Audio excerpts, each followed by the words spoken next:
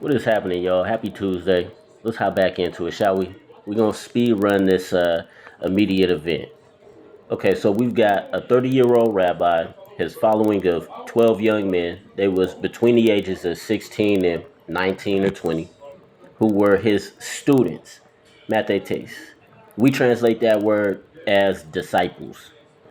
They were with Jesus for that 3.5 years that he went around preaching the fulfillment of messianic prophecies from the Hebrew scriptures, and that his kingdom was now happening.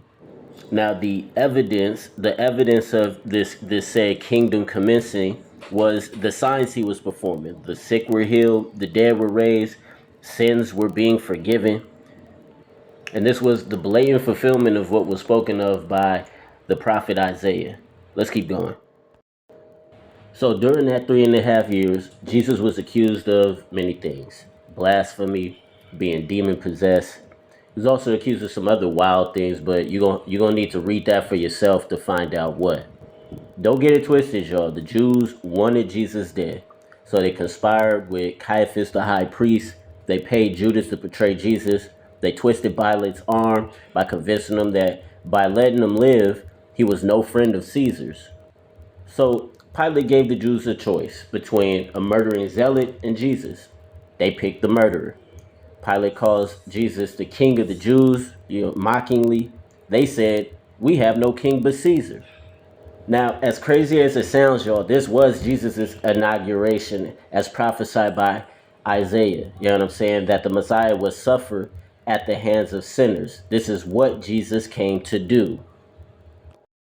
All right, y'all. So we have at this point 11 of the original disciples witnessing the betrayal of their rabbi, him being put on trial, false accusations being brought against him, witness him being savagely beaten and whipped, made to carry his own cross, wearing a crown of thorns and a regal cloth around him. Because remember, Jesus is the king of the Jews.